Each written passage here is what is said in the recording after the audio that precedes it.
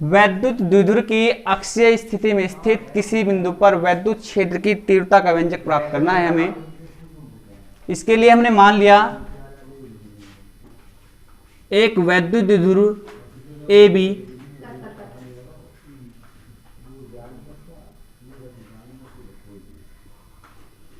जो -q तथा +q आवेश से मिलकर बना है। वैद्युत द्विध्रुव एक ऐसा निकाय है जो समान परंतु विपरीत आवेशों से मिलकर बना होता है और बीच की अल्प दूरी होती है, वैद्युत द्विध्रुव कहलाता है। तो एक वैद्युत द्विध्रुव हमने मान लिया A और B है जो -q और +q आवेश से मिलकर बना है, और इसके बीच की जो दूरी है, अल्प दूरी है, वो कितनी है? वो 2L है। अब वैद्युत द्विध्रुव के मध्य बिंदुओं से, ये इसका मिड पॉइंट है, मध्य बिंदु है, A से B तक की दूरी 2L है, तो A से O तक की दूरी होगी L, और B से O तक की दूरी भी होगी L। अब मध्य बिंदुओं से इसकी अक्षीय स्थिति में R दूरी पर एक बिंदु P स्थित है, जिस पर हमें वैद्युत क्षेत्र की तीव्रता ज्ञात करनी है। इसके लिए जो +q आवेश है, वैद्युत क्षेत्र की तीव्रता इसके कारण होगी बाहर की ओर, क्योंकि आप सभी जानते हैं वैद्युत क्षेत्र की तीव्रता एक सदिश राशि है, इस कारण इसकी दिशा कहां होगी? बाहर की ओर होगी। -q आवेश के कारण वैद्युत क्षेत्र की तीव्रता अंदर की ओर होगी E2, मान लिया इसे हमने E2 है। तब बिंदु O से P तक की दूरी R है और O से B तक की दूरी L है, तो बिंदु B से P तक की दूरी होगी, R में से L घटा लीजिएगा, तो ये होगी R - L।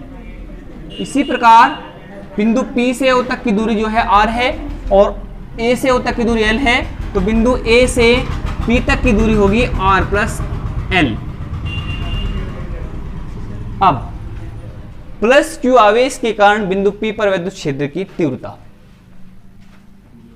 +q आवेश के कारण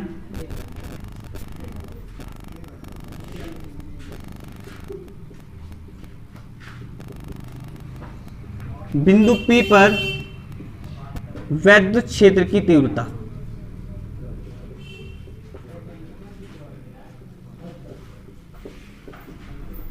आपको वैद्युत क्षेत्र की तीव्रता का फॉर्मूला पता है, E1 1/4πε0K इंटू Q, आवेश कितना है इस पर? Q है, अपॉन R²।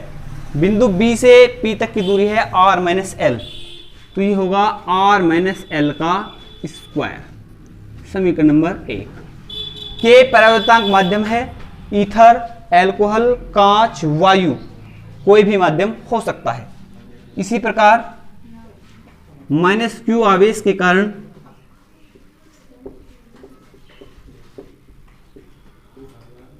बिंदु P पर वैद्युत क्षेत्र की तीव्रता,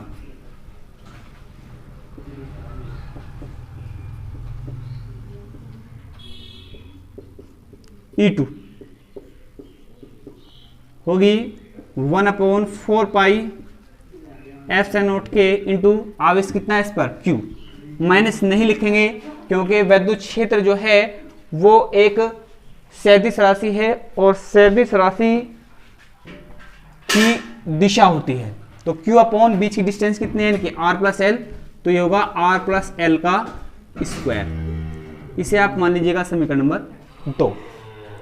अब बिंदु P पर हमें परिणामी तीव्रता ज्ञात करनी है। बिंदु P पर परिणामी तीव्रता E बराबर E1 और E2 की दिशा आप देख रहे हैं यहाँ पर विपरीत है, विपरीत होने के कारण ये घट जाएंगी, तो E1 + -E2, तो E बराबर E1 का मान रखिएगा वैल्यू 1/4πε0k Q/r-l का whole square, plus minus minus हो जाएगा ये 1/4πε0k इंटू आवेश कितना है ये Q/r+l का स्क्वायर। यहां से आप Q/4πε0k कॉमन ले लीजिएगा, K/4πε0k इंटू कितना बचेगा, यहां बचेगा 1/r-l का होल स्क्वायर माइनस 1/r+l का होल स्क्वायर। अब आप इसका एलसीएम ले लीजिएगा, तो E बराबर Q/4πε0k इंटू एलसीएम ले लिया आपने इसका r-l का स्क्वायर इंटू r+l का स्क्वायर। इसकी गुणा इसमें कर दीजिएगा, तिरछी गुणा, इसकी गुणा इसमें कर दीजिएगा, तो r+l का होल स्क्वायर की एक में गुणा करेंगे तो ये बचेगा r+l का whole square minus r-l square की एक में गुणा करेंगे r-l का होल स्क्वायर। आपको पता है a square minus B square वर्गांतर का formula a plus B A minus B, एक बार जोड़ दीजिएगा एक बार घटा दीजिएगा, तो सेम करेंगे आप Q/4πε0k इंटू ए स्क्वायर माइनस बी स्क्वायर, एक बार जोड़ दीजिएगा एक बार घटा दीजिएगा, तो यहाँ होगा r+l प्लस जोड़ दीजिएगा r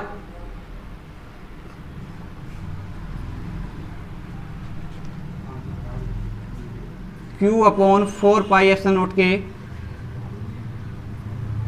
ए स्क्वायर माइनस बी स्क्वायर, एक बार जोड़ दीजिएगा एक बार घटा दीजिएगा, तो यहाँ बचेगा r+l प्लस r-l जोड़ दीजिएगा, अगली बार घटा दीजिएगा r+l minus r minus minus क्या हो जाएगा प्लस का l अपॉन ए स्क्वायर माइनस बी स्क्वायर। यहाँ भी देखो इसका भी वर्ग है इसका भी वर्ग है, तो इनको आप सेपरेटली वर्ग लिख सकते हैं r-l इंटू r+l सेपरेटली, दोनों का वर्ग एक साथ लिख सकते हैं आप।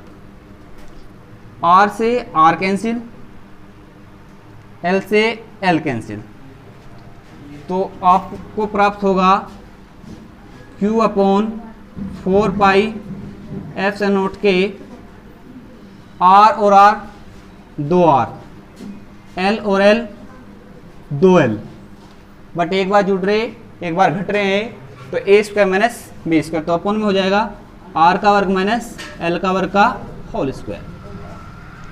परंतु आप जानते हैं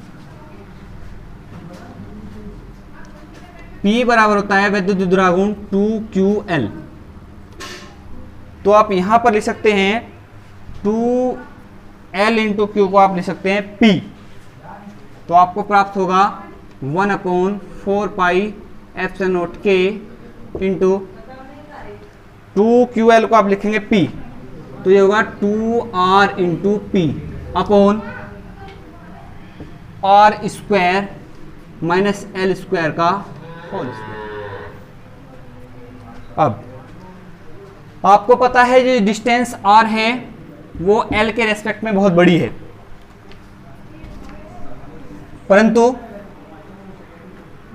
r is greater than l, अतः छोटी संख्या का वर्ग और भी छोटा होता है, अतः l स्क्वायर को छोड़ने पर,